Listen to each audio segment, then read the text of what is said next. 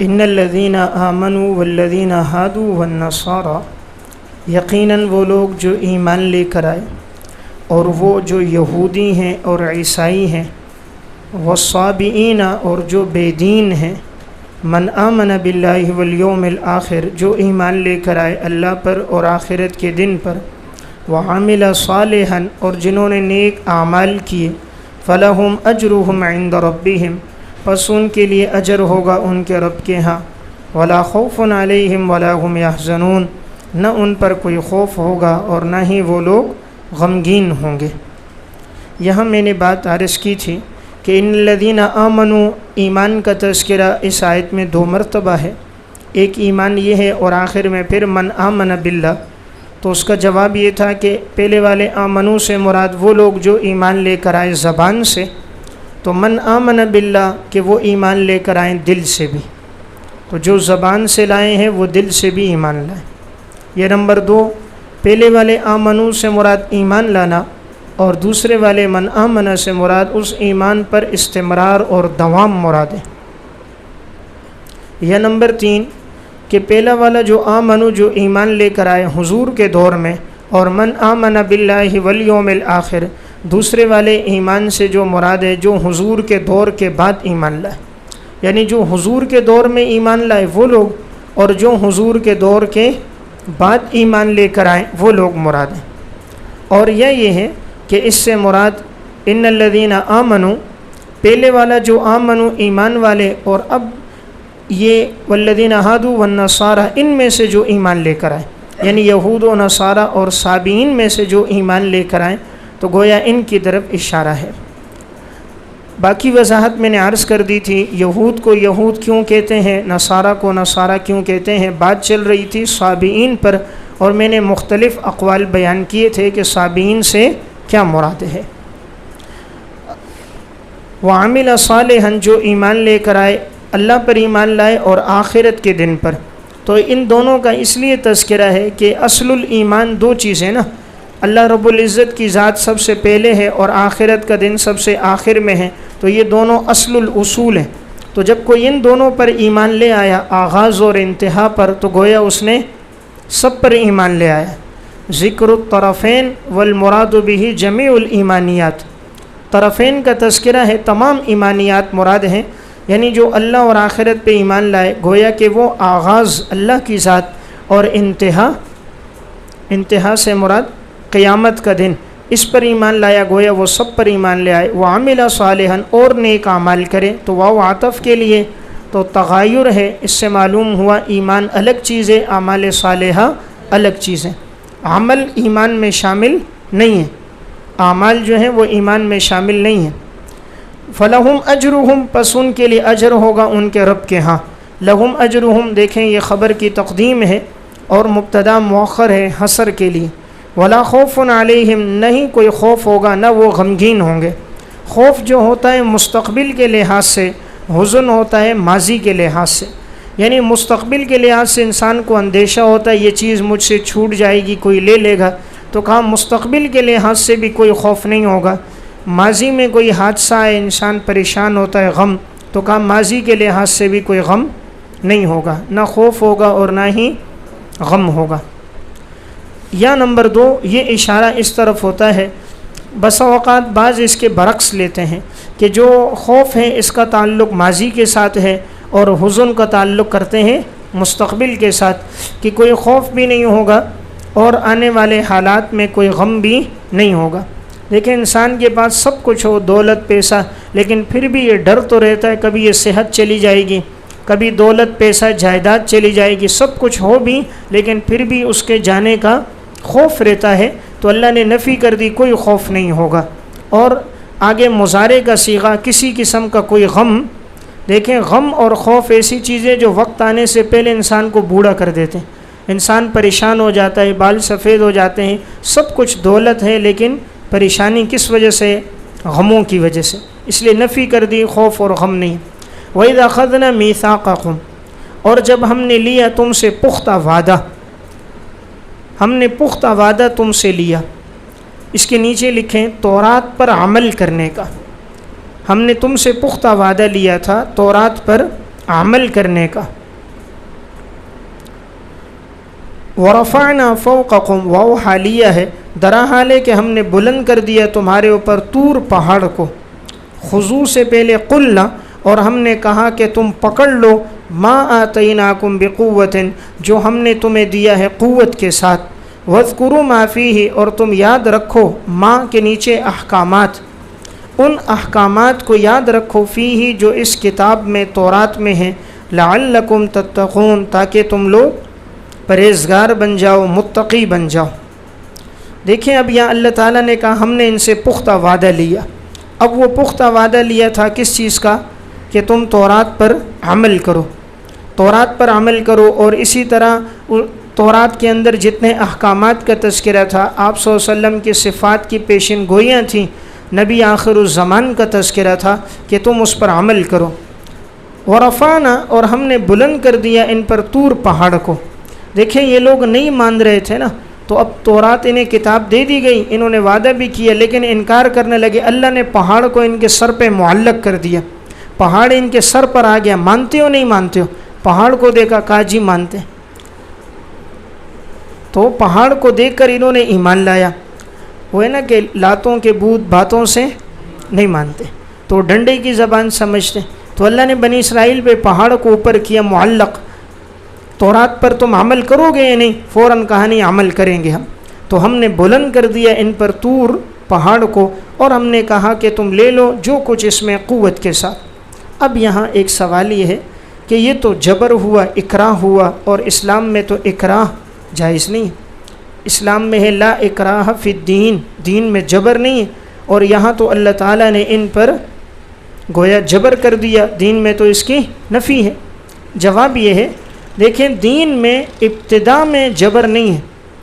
ابتدا میں کوئی آدمی مسلمان نہیں ہوتا، کافر ہوتا ہے تو اس پہ جبر نہیں ہے کافر ہو، لیکن اسلام قبول کر لینے کے بعد اب اگر وہ احکامات پہ نہیں چلتا، معاذ اللہ مرتد ہوتا ہے، تو پھر اس پر کیا ہوگا؟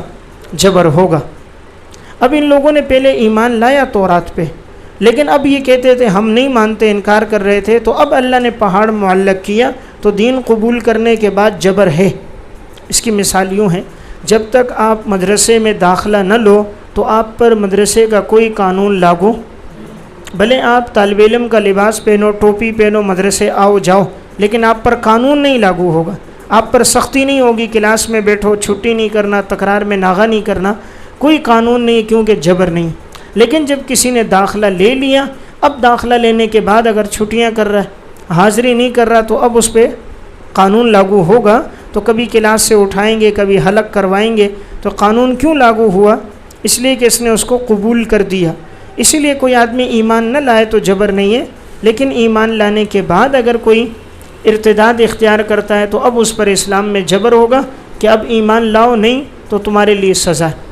اس کی وجہ یہ ہے کہ دنیا کے ہر قانون میں باغی کے لیے سزا ہوتی ہے نا۔ دیکھیں ملک میں اگر ایک آدمی اٹھے بغاوت کرے اور ملک کے حکمران کو نہ مانے، قوانین کو توڑ دے، تو کہتے ہیں یہ باغی ہے، فوراً اس کے خلاف حکم ہوتا ہے قتل کرو اس کو۔ تو جب دنیا میں کوئی ریاست کو نہ مانے، اس کی سزا قتل ہے۔ جو رب کے احکامات کو مان کے ٹھکرا دے اس کے لیے تو بدتری کیوں، اولا سزا قتل ہے۔ یہ نمبر 2۔ دوسری بات یہ ہے کہ اکراہ کی 2 قسمیں ہوتی ہیں۔ ایک ہوتا ہے الاکراہ فی الاصول والعقیدہ، عقیدے اور اصول کے اندر اکراہ، وہ تو جائز نہیں ہے۔ نمبر 2 ہوتا ہے الاکراہ فی الاحکام، اکراہ کرنا احکامات میں، احکامات میں اکراہ ہوتا ہے۔ جیسے آپ صلی اللہ علیہ وسلم نے فرمایا لقد حممت ان آمر بحطب، میں چاہتا ہوں کسی کو حکم دوں وہ لکڑیاں لے کر آئے، ثم آمر بالصلاۃ، پھر حکم دوں نماز کا، فیؤذن لها، ثم آمر رجلا فیؤم الناس، پھر کہوں آزان دو اور ایک شخص جائے وہ لوگوں کو امامت کروائے، ثم اخالف الى رجال فاحرق علیہم بیوتہم، پھر میں ان لوگوں کے گھروں میں جاؤں جو نماز کے لیے نہیں آتے، ان کے گھروں کو جلا دوں۔ اب یہ صحیح بخاری کی روایت ہے، گھروں کو جلا دوں، حضور نے جو کہا جو جماعت میں شرکت نہ کریں میں ان کے گھروں کو جلاؤں، تو دیکھیں یہاں بھی تو آپ جبر کر رہے ہیں نا، لیکن یہ جبر کس میں؟ احکامات میں۔ تو عقیدے میں نہیں ہوتا، احکامات میں جبر ہوتا ہے۔ یا تیسری بات یہ کہیں کہ ایک ہوتا ہے وہ اجبار کہ لا یبقى فیہ للانسان اختیار، ایسا جبر جس میں انسان کے لیے کوئی اختیار نہ ہو، اس طرح کسی کو مجبور کرو کہ کوئی اختیار باقی نہ رہے۔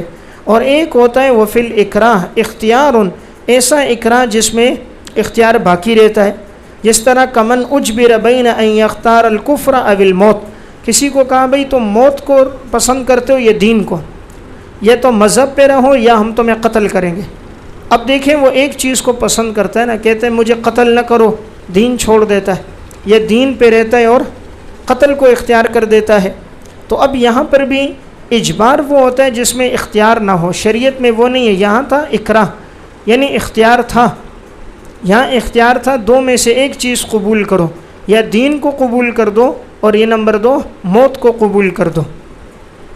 اجبار وہ ہوتا ہے جس میں کوئی دوسرا اختیار باقی نہ رہے انسان کے لیے، اور اکراہ وہ ہوتا ہے جس میں اس کے لیے اختیار باقی ہوتا ہے۔ تو یہاں جو نفی ہو رہی ہے وہ اس کی ہے جو اجبار ہو، اور یہاں اکراہ ہے، اکراہ کی نفی نہیں ہے۔ یا پہلی والی بات جو میں نے کی وہ زیادہ واضح بات تھی۔ ابو الاعلیٰ مودودی نے اس بات کا انکار کیا تفہیم القرآن میں، وہ یہ کہتا ہے کہ پہاڑ کو اٹھانا یہ کیفیت قرآن سے ثابت نہیں ہے۔ وہ کہتے ہیں کیفیت رفع اس کا تذکرہ موجود نہیں ہے کہ کہاں پہاڑ کو اٹھایا گیا، تو قرآن میں ہے وَإِذْ نَتَقْنَا الْجَبَلَ فَوْقَهُمْ كَأَنَّهُ ذُلَّةٌ، جب ہم نے پہاڑ کو ان کے اوپر بلند کر دیا، درحال ہے کہ اس کو سایہ سمجھ رہے تھے، وَظَنُّوا أَنَّهُ واقع بِهِمْ، حالانکہ یقین تھا کہ ان پہ گر پڑے گا۔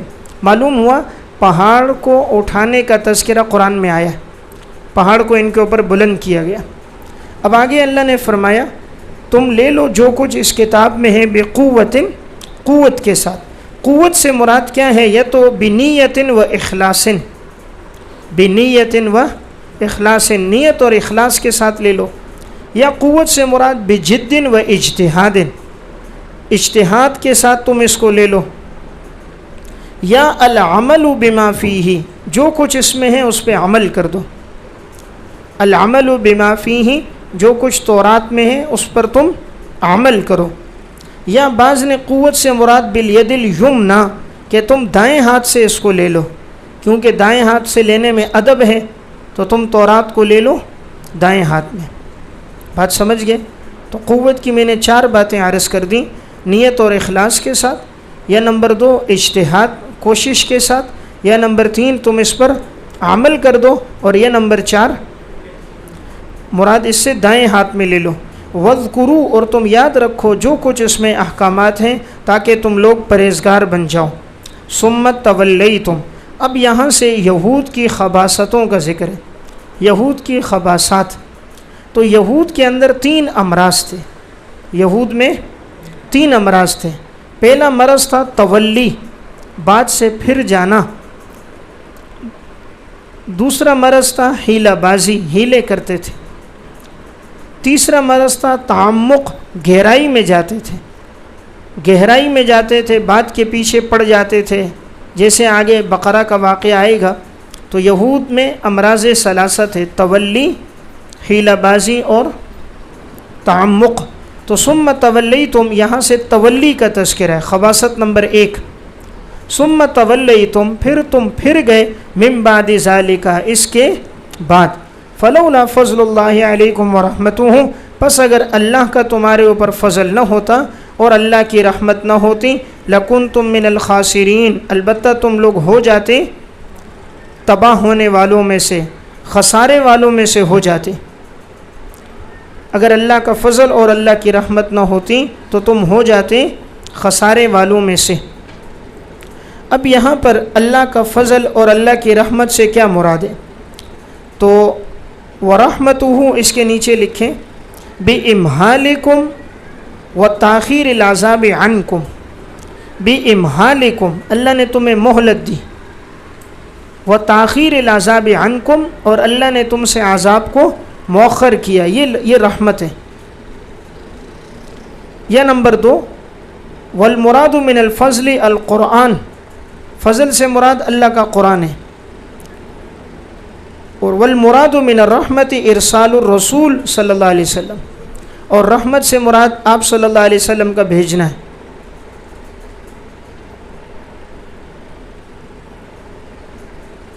تو پہلی بات جو میں نے عرض کی، اگر اللہ کا فضل اور رحمت، یعنی اللہ کا فضل کیا ہے؟ بِإِمْحَالِكُمْ، اگر اللہ تمہیں مہلت نہ دیتا، وَتَأْخِيرِ الْعَذَابِ عَنْكُمْ، اور اللہ تم سے عذاب کو مؤخر نہ کرتا، تو البتہ تم لوگ ہو جاتے فساد والوں میں سے۔ تو دیکھیں اس آیت کے شروع میں اللہ تعالیٰ نے فرمایا، آیت سے پہلے تھا نا وَاذْكُرُوا مَا فِيهِ، تم یاد رکھو جو کچھ احکامات ہیں۔ یہ یاد رکھنا، اس سے کیا مطلب ہے؟ یاد رکھنے کا مطلب ہوتا ہے وَاحْفَظُوا مَا فِي الْكِتَابِ، کتاب میں جو کچھ ہے اس کو یاد رکھو، وَأَدْرِسُوهُ، اور تم اس کو پڑھو پڑھاؤ، وَلَا تَنْسَوْهُ، بھولو نہیں، وَلَا تَغْفَلُوا عَنْهُ، اور تم غافل نہ ہو۔ تفسیر کشاف۔ تو یاد رکھنے کا مطلب ہوتا ہے زبانی بھی یاد کرو، پڑھتے پڑھاتے رہو، اور تم اس سے غافل نہ ہو۔ وَلَقَدْ عَلِمْتُمُ الَّذِينَ، خباثت نمبر 2، البتہ تحقیق تم نے جان لیا ان لوگوں کو جنہوں نے زیادتی کی تم میں سے، فی السبت، فی حکم السبت، یہاں مضاف معذوف ہے، فی حکم السبت، ہفتے کے حکم کے بارے میں، فَقُلْنَا لَهُمْ كُونُوا قِرَدَةً خَاسِئِينَ، ہم نے کہا کہ تم ہو جاؤ بندر ذلیل ہو کر، تم بندر بن جاؤ ذلیل ہو کر۔ اب دیکھیں یہاں پر خباثت نمبر 2 ہے، یہ ہے حیلہ بازی۔ حیلہ بازی، یہ جو واقعہ ہے یہاں سے، یہ حضرت داؤد علیہ السلام کے زمانے کا واقعہ، تفسیر مظہری۔ داؤد علیہ السلام کے زمانے میں یہ تھا، اللہ تعالیٰ نے ان کو منع کیا تھا کہ تم ہفتے کے دن شکار نہ کرنا، ہفتے کا دن معزز دن ہے۔ اب آزمائش یہ ہوتی کہ یہ مچھلیاں بالکل اوپر آ جاتی، اب یہ لوگ دیکھتے مچھلیاں بالکل اوپر ہیں، ان سے صبر ہوتا نہیں تھا، مچھلیاں اوپر آ گئی تو اب یہ غصہ بھی آتا، منع بھی ہے، اور مچھلیاں عام دنوں میں بالکل طے میں ہوتی، ہفتے کے دن میں اوپر سر نکالتی پھر اندر آ جاتی۔ اب انہوں نے کیا کیا ہیلہ، انہوں نے جال پھینک دیے، جال اس میں پھینک دیے تاکہ جتنی مچھلیاں اس میں پکڑ لیتے، تو پھر اتوار کو جا کے جال نکالتے، بولتے ہم نے تو ہفتے کے دن شکار نہیں کیا، ہم نے تو اتوار کو کیا، حالانکہ انہوں نے جال تو ہفتے کے دن ڈالا۔ یا یہ کرتے تھے دوسرا طریقہ کہ یہ لوگ جہاں اس میں پانی میں مچھلیاں نظر آتی، انہوں نے اس کے ساتھ ایک چھوٹی نہر بنا دی، نہر بنا کے آگے ایک بڑا گڑھا بنا دیا، تو جو اوپر مچھلیاں تھیں وہ اوپر سے پانی کے ساتھ یہاں آ جاتی، پھر یہ نہر کے منہ کو بند کر دیتے، یہ بند کر دیتے تاکہ یہ مچھلیاں واپس نہ جائیں، تو وہ یہاں ایک حوض میں جمع ہو جاتی اور اگلے دن یہ اس کا شکار کر لیتے۔ اب اللہ نے منع کیا تھا لیکن انہوں نے بات نہیں مانی۔ اب ان کے اندر 3 گروہ ہو گئے تھے۔ ایک گروہ تو وہ تھا کہ جو ان کو منع کرتا رہتا، یہ لوگ باز نہ آتے، وہ لوگ خود بھی شکار نہیں کرتے تھے، منع بھی کرتے تھے۔ دوسرا گروہ وہ تھا کہ جو اس نے دیکھا یہ منع نہیں ہو رہے تو اس نے سکوت اختیار کیا، خاموش ہو گئے۔ تیسرا گروہ یہ تھا کہ جو مانتے نہیں تھے، شکار کرتے تھے۔ اب انہوں نے درمیان میں ایک بڑی دیوار لگا دی اور انہوں نے کہا یہ لوگ مانتے تو ویسے نہیں ہیں، چلو ان کے ساتھ اٹھنا بیٹھنا چلنا پھرنا ہم کم کر دیتے، تو یہ نیکوکار لوگ الگ ہو گئے اور یہ سارے فساق الگ ہو گئے۔ درمیان میں ایک دروازہ تھا جس سے آمد و رفت ہوتی تھی۔ تو ایک دن یہ ہوا، اب اللہ تعالیٰ نے منع کیا باز نہ آئے، اللہ نے سب کو بندر بنا دیا، کونوا قردۃ خاسئین، بن جاؤ بندر تم ذلیل و رسوا ہو کر۔ تو انہوں نے دیکھا کہ بھئی اگلے دن کوئی بھی گھر سے باہر نہیں آ رہا، دروازے میں نظر مارتے کوئی نہیں آ رہا، پورا دن گزر گیا۔ انہوں نے کہا کوئی واقعہ پیش آیا، جب گئے تو ان میں سے ہر ایک اپنے گھر کے اندر دروازہ بند کیے ہوئے تھا۔ جب دروازے کھول کے اندر پہنچے تو کیا دیکھا، مرد عورت سب بندر کی صورت میں مسخ ہو گئے تھے، بندر کی صورت میں مسخ ہو گئے تھے۔ تو اللہ تعالیٰ نے یہی بات بیان فرمائی کہ تحقیق تم نے جان لیا ان لوگوں کو جنہوں نے ہیلہ بازی کی نا، تو یہ ان کی دوسری خباثت تھی، کیا کرنا، ہیلے کرنا۔ اللہ نے منع کیا اور انہوں نے اس کے لیے ہیلہ اختیار کر دیا۔ فی السبت، فی حکم السبت، ہفتے کے بارے میں تو اللہ تعالیٰ نے کہا تم بن جاؤ بندر ذلیل ہو کر۔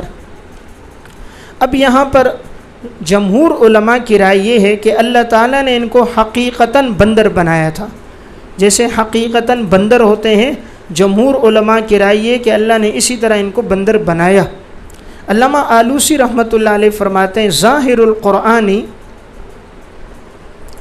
القرآن انہم مسخوا قردۃ علی الحقیقت، ظاہر القرآن अन्नहुम मुसिखू क़िरादतन अलल हक़ीक़ति व अला ज़ालिका जमहूरुल मुफ़स्सिरीन व हुवा सहीह। रूहुल मानी में ज़ाहिर कुरान ये कि इन्हें मसख़ कर दिया गया और हकीकतन अल्लाह ने बंदर बना दिया, और यही बात जमहूर मुफ़स्सिरीन क्या और यही बात ठीक बात है। देखिए अब यहाँ जिन लोगों ने ये कहा है कि अल्लाह ने हकीकतन बंदर नहीं बनाया बल्कि उनके अंदर बंदरों वाली सिफ़तें आ गई, यानी जिस्म तो इंसानों वाला था और उनके अंदर सिफ़त कौन सी आ गई, बंदर वाली। जैसे बंदर के अंदर अब उनमें क़नाअत की सिफ़त ख़त्म हो गई, हिर्स आ गई, बंदर हरीस होता है। उनके अंदर इताअत की सिफ़त ख़त्म हो गई, सरकशी आ गई कि बंदर सरकश होता है तो वो सरकश बन गए। एक दूसरे को तंग करना, छेड़छाड़ करना, परेशान करना का ये सिफ़त आ गई। लेकिन ये बात ठीक नहीं है, क्योंकि ये सिफ़तें तो पहले भी थीं, आज भी हैं। बहुत से नेक लोगों में भी क़नाअत नहीं होती, हिर्स व हवस होता है, ख्वाहिशात पे चलते हैं। ये तो सज़ा नहीं है। सज़ा तभी होगी जब उसे क्या बना दो, हकीकतन बंदर बना दो। और कुरान अपने ज़ाहिर पर है, मजाज की तरफ तब जाते हैं जब हकीकत पे अमल दुश्वार हो, और यहाँ हकीकत पर अमल दुश्वार नहीं है, इसलिए ये ज़ाहिर पे महमूल है, अल्लाह ने बंदर बना दिया। मसख़ की 3 सूरतें होती हैं। हज़रत मौलाना इदरीस कांदेलवी रहमतुल्लाह अलैह ने मारिफुल कुरान में वजाहत की है। मसख़ की 3 सूरतें, एक होता है मसख़ हकीकी,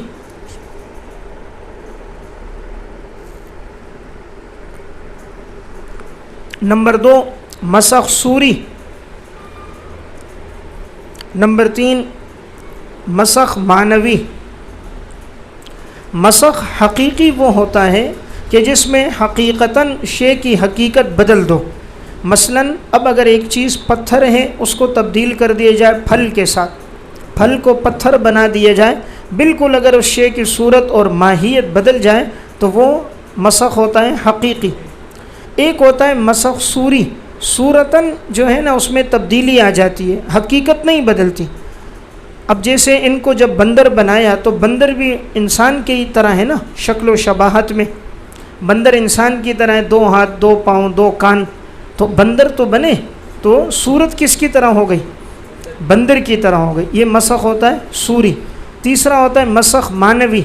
मानवी से मुराद होता है उसके अंदर सिफ़ात वो आ जाएं जो बंदर में है, वो सिफ़ात आ जाएं तो वो मानवी है। तो यहाँ जो मसख़ था वो मैंने कहा अपने ज़ाहिर पे महमूल है कि अल्लाह ने उनको बंदर बना दिया, जिस तरह बंदर है इसी तरह अल्लाह ने बनाया। अब यहाँ ये सवाल कि ये जो बंदर इस वक्त मौजूद हैं, क्या ये वही बंदर हैं या उन्हीं बंदरों की नस्ल में से हैं जो इस वक्त हैं? तो राजिह बात यह है, जिस कौम को अल्लाह मसख़ कर देता है 3 दिन तक वो कौम बाकी रहती है, 3 दिन के बाद अल्लाह ताला उनको ख़त्म कर देता है तो वो सफ़े हस्ती से मिट जाते हैं। तो ये बंदर उन्हीं के नस्ल में से नहीं है, बस अल्लाह की मखलूक अल्लाह ने पैदा किया। उनसे पहले भी बंदर थे, उनके बाद भी बंदर हैं, लेकिन ये वही ममसूख बंदर नहीं है, इसलिए कि जिस कौम को मसख़ कर दिया जाए 3 दिन के बाद वो बाकी नहीं रहती।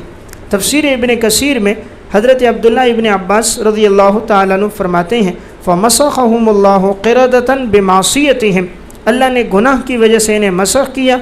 वलम याइश मसख़ुन क़त्तु फ़ौक़ सलासति अय्यामिन, 3 दिन से ज़्यादा ये ज़िंदा नहीं रहे। वलम याकुल वलम यशरब वलम यनसल, न इन्होंने 3 दिन में कोई खाया न पिया और न इनकी नस्ल चली। यानी 3 दिन बाद जितने भी थे सब के सब मर गए। हाफिज़ इब्न कसीर रहमतुल्लाह अलैह भी ये फरमाते हैं कि अल्लाह ने हकीकतन मसख़ किया। फ़लम्मा फ़अलू ज़ालिका मसख़हुमुल्लाहु इला सूरतिल क़िरदा व हिय अशबहु शैइन बिल अनासी फ़ी शक्ल ज़ाहिर, और ये बिल्कुल इंसान के साथ शक्ल व शबाहत में मुशाबे है ना, बंदर की शक्ल व शबाहत इंसान की तरह। वलैसत बि इंसान हकीकतन, लेकिन ये हकीकतन इंसान नहीं है, हकीकतन इंसान नहीं है। फ़कज़ालिका अमालु हाउलाई, इसी तरह इन लोगों के जो आमाल थे वो भी इसी तरह थे। तो खुलासा कलाम ये हुआ, जमहूर की राय ये है कि अल्लाह ताला ने इनको मसख़ किया और बंदर की सूरत में मसख़ कर दिया। अब यहाँ एक नज़रिया है ड्रोन का। ये एक बरतानिया में एक शख्स बहुत पहले गुज़रा, ये कहता है असल में इंसान बंदर था اور یہ ترقی کر کر کے انسان بنا. انسان تھا بندر اور یہ ترقی کر کر کے انسان بنا، یعنی انسان بندر کی ترقی یافتہ شکل ہے، بندر بنا. تو صحیح بات یہ نہیں، یہ بات غلط ہے. انسان ہے، جب یہ انبیاء علیہ السلام کی مخالفت کر دیتا ہے تو مخالفت کی وجہ سے پھر اللہ انسان کو کیا بنا دیتا ہے؟ عکس، بندر. انسان بندر بنتا ہے، بندر انسان نہیں بنا، عکس ہوا ہے. تو عکس ہوا ہے. اب جو کہتا ہے کہ بندر ترقی کر کے انسان بنا، اس کے پاس کیا دلیل ہے؟ کوئی دلیل نہیں ہے. اس کا قیاس ہے، وہ کہتا ہے ترقی کی. بھئی اگر وہ ترقی ہے تو الٹا پھر معکوس بھی ترقی ہوئی، جس کا ثبوت نصوص میں آیا وہ یہ کہ انہوں نے گناہ کیے اور گناہ کی وجہ سے اللہ نے انسان کو بندر بنا دیا. دیکھیں انسان کا بندر بننا یہ تو تمام لوگوں نے دیکھا ہے، بندر کا انسان بننا کس نے دیکھا؟ جب داؤد علیہ السلام کی قوم میں یہ ہزاروں لوگ بندر بن گئے تو سب نے ان کو دیکھا نا. قرآن نے بھی بیان کر دیا بندر، اور انسان کیا بن گیا؟ بندر. لیکن بندر انسان بنا ہو آج تک کسی نے دیکھا نہیں دیکھا. اس دعوے پر دلیل کوئی نہیں، تو اس لیے وہ دعویٰ بلا دلیل ہے، اور یہ دعویٰ بالدلیل ہے کہ انسان بندر بنا ہے. بہرحال تو اللہ تعالیٰ نے ان کو بندر بنا دیا. کا کونو، تم ہو جاؤ بندر، خاسئین، ذلیل ہو کر. اب یہ صورتاً تو بندر بنے تھے، لیکن ان میں وہ انسانی اوصاف باقی تھے جو سمجھنا ہے نا، سمجھ بوجھ، عقل، حواس، یہ تھے ان میں. بندر شکلاً بندر کی بن گئی تھی، لیکن ایسا نہیں ہے کہ عقل نہیں تھی، عقل باقی تھی. سوچ رہے تھے، سمجھ رہے تھے ہم نے گناہ کیا، ہم بندر بن گئے. اس کی دلیل یہ ہے کہ یہاں لفظ کونو اور خاسئین ہے. کونو میں اللہ نے انہیں مخاطب کیا، خاسئین یہ ذوی العقول کی جمع ہے، تو ان میں عقل باقی تھی. اگر ان میں عقل نہ ہوتی تو اللہ ذوی العقول کی جمع خاسئین ذکر نہ کرتا. تو کونو میں مخاطب اور خاسئین سے پتہ چلا ان میں عقل اور حواس باقی تھے، شکل بندروں جیسی ہو گئی تھی. اب کونو، تم بن جاؤ، یہ امر تکوینی ہے. اپنے اختیار سے تو کوئی بندر نہیں بنتا، تو یہ امر تکلیفی نہیں ہے بلکہ امر تکوینی طور پر تم بن جاؤ بندر، اور بندر بھی بنو خاسئین، ذلیل ہو جاؤ. کیونکہ سزا ہے تو سزا کے بعد انسان کے لیے رسوائی ہوتی ہے. اب یہاں ضمناً ایک بات کہ دیکھو انہوں نے ہیلہ اختیار کیا تھا نا. انہوں نے ہفتے کے دن شکار کو جو تھا جال ڈالا یا نہر بنائی، تو انہوں نے تو ہیلہ اختیار کیا. تو کیا ہیلہ جائز نہیں ہے؟ ہیلے تو بعد میں علماء بھی کرتے ہیں. بات سمجھ رہے ہیں؟ اب یہ سوال ہے، جواب اس کا یہ ہے، دیکھیں ایک ہیلے کی وہ قسم ہے جس میں اگر کسی حرام کو انسان حلال کر رہا ہے، حرام کو حلال کر رہا ہے، شریعت کے حکم کو جھٹلا رہا ہے، وہ ہیلہ تو جائز نہیں ہے. کوئی چیز حرام ہے اور انسان اس کو ہیلہ کرے، جائز بنائے، حرام کو حلال، وہ جائز نہیں ہے. بات سمجھ رہے ہیں؟ اور دوسرا ہیلہ وہ ہوتا ہے جس میں انسان حرام کو حلال تو نہیں کرتا، بلکہ وہ ہیلہ ہوتا ہے ایک مظلوم کو نجات دلانے کے لیے. مثلا جائز وَالْحِيلَةُ لِنَجَاةِ الْمَظْلُوم، یہ ٹھیک ہے. اس طرح دوسرا الحیلۃ للوصول الی الحلال بطریق مباح، کسی مباح چیز تک پہنچنے کے لیے جو ہیلہ ہو وہ بھی جائز ہے. البتہ الحیلۃ للوصول الی الحرام حرام، حرام تک پہنچنے کے لیے اگر کوئی ہیلہ ہوگا تو وہ حرام شمار ہوگا. یعنی حلال کام تک پہنچنے کے لیے تو وہ ہیلہ حلال ہے، وہ حرام نہیں. یا اسی طرح وہ ہیلہ جس میں کسی دوسرے کا حق باطل کر دیا جائے، شریعت کے حکم کو چھوڑ دیا جائے، وہ باطل ہے. دوسرے کا حق باطل ہو رہا ہے، شریعت کا حکم انسان ترک کر رہا ہے. جیسے اب زکوٰۃ لازم ہو رہی ہے تو اب بیوی جو ہے نا وہ سارا مال سال پورا ہونے سے 1-2 دن پہلے شوہر کو ہبہ کر دے، شوہر مال بیوی کو ہبہ کر دے تاکہ زکوٰۃ نہ آئے، تو اللہ کے حکم کو وہ کر رہے ہیں. یہ ہیلہ تو جائز نہیں ہے. لیکن ایسا ہیلہ جو تدبیر ہو وہاں اجازت ملتی ہے. جیسے ایوب علیہ السلام نے قسم کھائی تھی نا مارنے کی کہ میں انہیں 100 ماروں گا. اللہ تعالیٰ نے ہیلہ بتایا کہ تم ایک تنکے والا جھاڑو لے کر مار دو جس میں تنکے ہوں 100، اس طرح تمہاری قسم پوری ہو جائے گی. تو دیکھیں یہ ایک ہیلہ ہے. اس طرح آپ صلی اللہ علیہ وسلم نے بھی ایک ہیلہ بیان فرمایا. اب کوئی اگر ایک ردی کھجور کو 2 کے بدلے میں بیچے، ایک کی جنس اعلیٰ ہو اور دوسرے کی ادنا ہو، تو اب اگر وہ بیچتا ہے تو کمی زیادتی ربا ہوگا نا، جنس ایک ہے. تو اب آپ نے فرمایا کہ تم اس کو درہم کے ساتھ بیچ دو. یعنی جو ردی کھجور ہے مثلاً اس کو 2 درہم میں بیچ دو، پھر 2 درہم سے اعلیٰ کھجور لے لو، 2 درہم سے اعلیٰ کھجور لے لو، اب یہ جنس کے مقابلے میں نہیں آئی نا، تو یہ سود نہیں ہوگا۔ تو معلوم ہوا کہ ہیلہ اختیار کرنا منع نہیں ہے، اگر وہ کسی حلال کام کے لیے ہو، کسی کے نفع کے لیے ہو اور کسی کو نجات دلانے کے لیے ہو، لیکن اگر وہ حرام کے لیے ہے، کسی کا حق باطل کرنے کے لیے، شریعت کے حکم کو جھٹلانے اور رد کرنے کے لیے، تو وہ ہیلہ جائز نہیں ہے۔ اب یہاں پر بعض لوگ سرحد کے علاقوں میں ایک ہیلہ ہوتا ہے جسے کہتے ہیں ہیلہ اسقاط، ہیلہ اسقاط کرتے ہیں اور وہ اس کو جائز کہتے ہیں، اور وہ دلیل یہ پیش کرتے ہیں کہ بھئی قنیہ کتاب میں آیا ہے، جامع الرموز میں آیا ہے، اور اس سے استدلال کرتے ہیں، حالانکہ یہ دونوں کتابیں غیر معتبر ہیں۔ جامع الرموز علامہ کوہستانی کی، قنیہ علامہ زاہدی کی، دونوں کتابیں غیر معتبر ہیں۔ علامہ شامی نے رد المحتار کے مقدمے میں اور شرح عقود رسم المفتی میں، اور علامہ عبدالحی لکھنوی نے النافع الکبیر میں، النافع الکبیر لمن یطالع جامع صغیر میں ان کا لکھ دیا ہے کہ یہ کتابیں غیر معتبر ہیں، اور یہ مصنف مجہول ہے علامہ کوہستانی، اور اسی طرح فتح المعین جنہوں نے کنز کی شرح لکھی ہے ملا مسکین، تو جیسے نام مسکین ہے خود بھی مسکین تھا، تو یہ بھی مجہول ہے، اس کے حالات کا پتہ نہیں ہے، اس وجہ سے ان 2 کتابوں سے لوگ حوالے دیتے ہیں، لیکن یہ معتبر نہیں ہے۔ فتاوی رشیدیہ میں ہے کہ جو ہیلہ مروجہ ہے وہ بدعت ہے، ان کو بدعت قرار دیا علامہ رشید احمد گنگوئی رحمۃ اللہ علیہ۔ امداد الفتاویٰ پہ اس میں تفصیلاً بحث ہے، لیکن میں چند وجوہ عرض کر دیتا ہوں کہ یہ جو ہیلہ ہے ناجائز ہے، اس کے ناجائز ہونے کی وجہ۔ نمبر 1، سب سے پہلی وجہ تو یہ ہے کہ یہ ہیلہ آپ صلی اللہ علیہ وسلم اور صحابہ سے منقول نہیں ہے، تو رسول اللہ صلی اللہ علیہ وسلم اور صحابہ اور سلف سے ایک چیز منقول نہ ہو تو وہ بدعت ہے۔ نمبر 2، اس میں فقراء کو مالک بنانا پھر ان سے لینا ہے، اب فقراء کو مالک بنا دیتے پھر ان سے واپس لے لیتے ہیں، اور شریعت میں اس کی اصل نہیں ہے کہ تم مالک بناؤ اور پھر ان سے واپس لو۔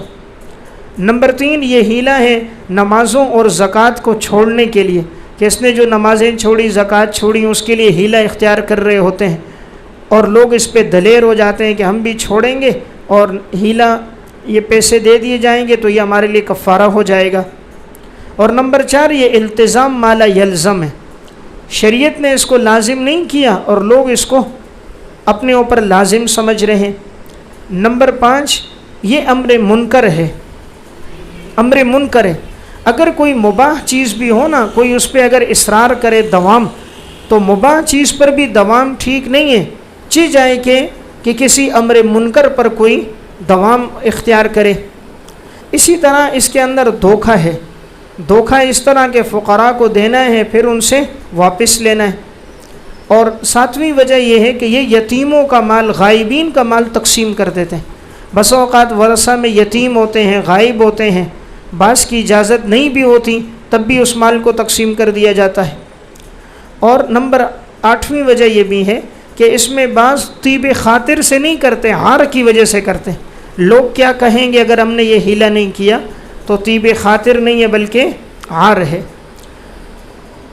اور نمبر 9، اس میں التزام ہوتا ہے نماز کے فوراً بعد ہو، نماز جنازہ کے متصل بعد، تو متصل بعد اس کو لازم کرنا اس وجہ سے بھی ناجائز ہے۔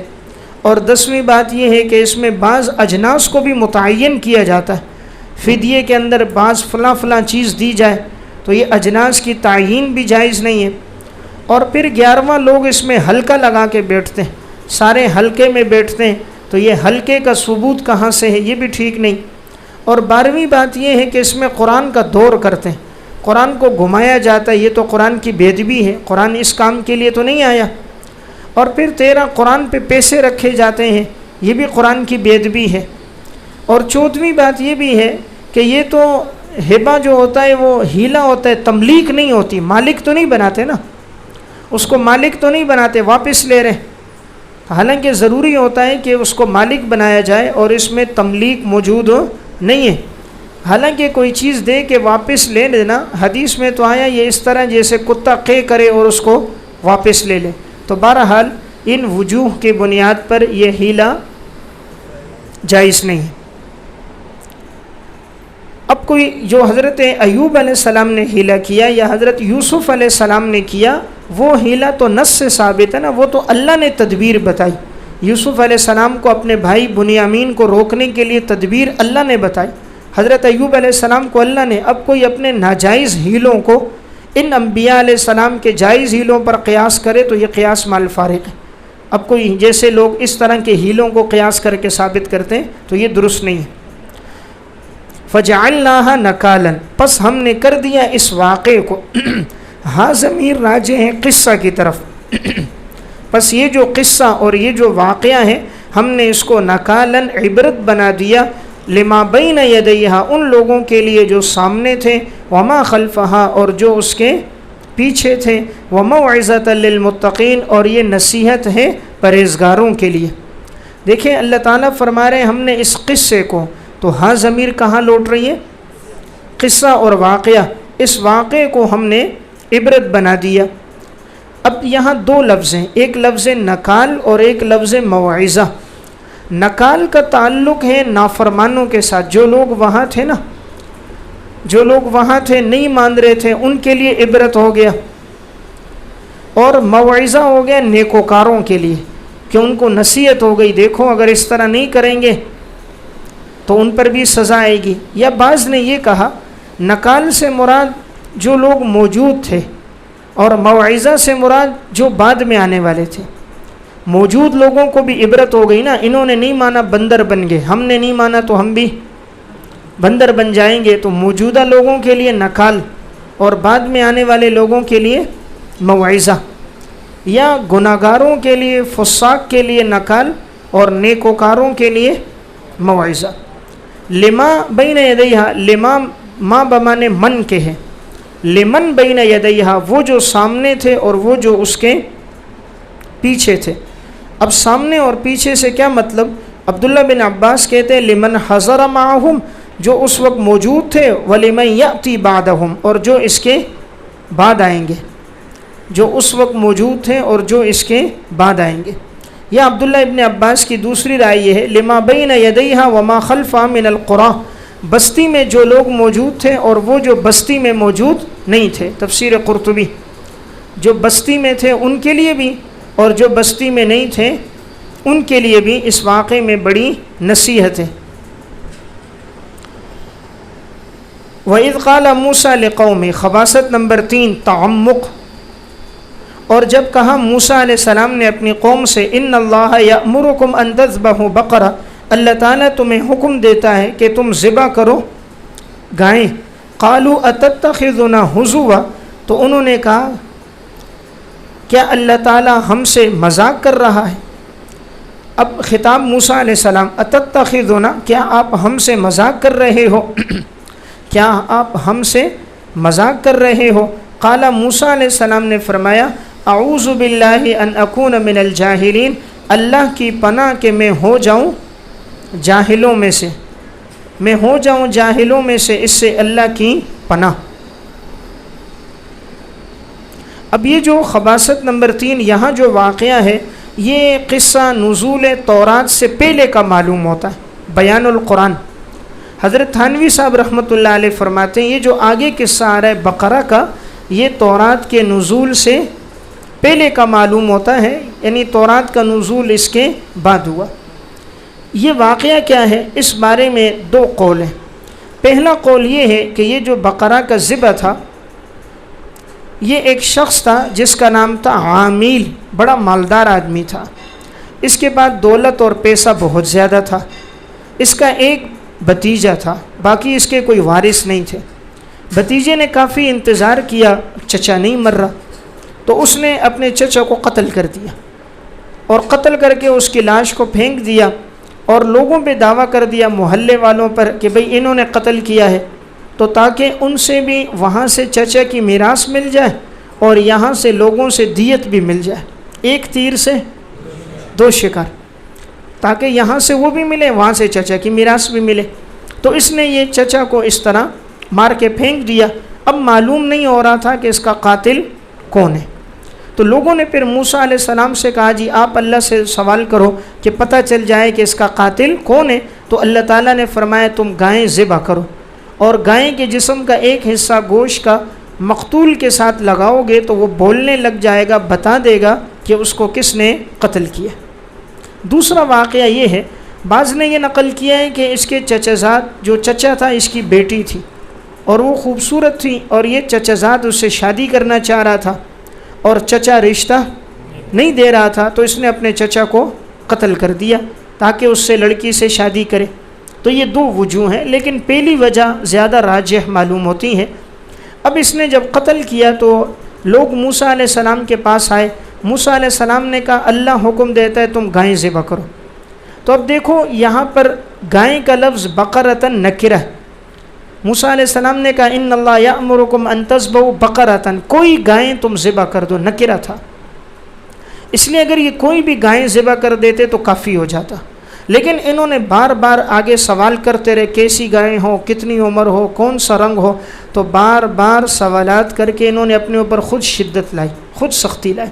اللہ نے ابتدا میں آسان حکم دیا تھا کہ ایک گائیں ذبح کر دو، اور نکرہ لایا، البقرہ معرفہ نہیں لایا، یعنی کوئی بھی گائیں کر دو، اس لیے یہ کوئی بھی کرتے ہو جاتا، لیکن انہوں نے بار بار سوال کر کے اپنے اوپر شدت اختیار کی۔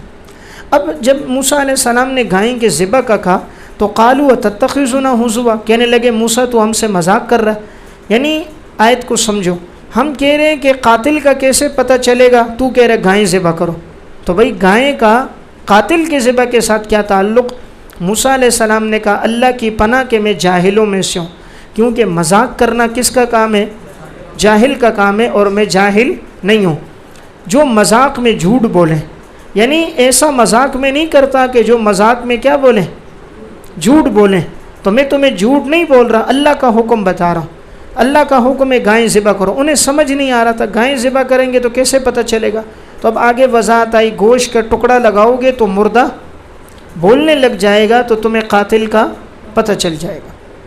اب یہاں پر انہوں نے پھر آگے سوالات کرتے رہے تو مزید حکم میں سختی آتی گئی، اس لیے جتنا انسان قیل قال کرتا ہے اتنا وہ تکلیف میں، مشقتوں میں پھنستا ہے۔ اس لیے حدیث میں آتا ہے آپ صلی اللہ علیہ وسلم نے فرمایا اگر یہ بنی اسرائیل زیادہ سوالات نہ کرتے تو ان پر سختی نہ ہوتی، انہوں نے اپنے اوپر سختی کی تو اللہ نے بھی ان پر سختی کر دی۔ اب یہاں بقرۃن، حضرت تھانوی صاحب رحمۃ اللہ علیہ اس کا ترجمہ بیل سے کرتے ہیں کہ تم ذبح کرو بیل کو، گائیں سے نہیں کرتے بلکہ بیل سے کرتے ہیں۔ اس سورت کا نام بھی سورہ بقرہ اسی لیے کہ اس میں یہاں پر بقرہ کے واقعے کا تذکرہ ہوا ہے۔ تو جو حضرات بیل سے کرتے ہیں وہ کہتے ہیں کہ یہ اس میں جنس ہے اور اس کا اطلاق بیل پر ہوتا ہے، یا بعض کہتے ہیں اصل لفظ بقر ہے، تا کو بعض مبالغے پر محمول کر دیتے ہیں، اور وہ روایتاً اور درایتاً یہ راجح معلوم ہوتا ہے، اس لیے کہ آگے آ رہا ہے اس پہ حل نہ چلایا گیا ہو، اور حل گائیں پہ نہیں چلتا، عموماً بیل پہ چلتا ہے۔ یہ خوبصورتی جو آگے بیان ہو رہی ہے وہ وضاقتہ، اس کی شکل و شباہت یہ ساری بیل میں معلوم ہوتی ہیں، بظاہر بیل لگتا ہے، لیکن لفظ چونکہ بقرہ استعمال ہوا ہے اس لیے ممکن ہے وہ گائیں ہو، عام نے اس کو گائیں تذکرہ کیا۔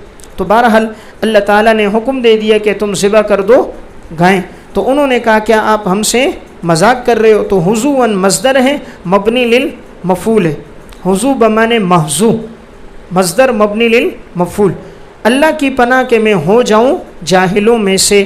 اس سے معلوم ہوا مذاق کرنا، ہنسی مذاق زیادہ کرنا کوئی پسندیدہ چیز نہیں کہ آدمی ہر وقت ہنسی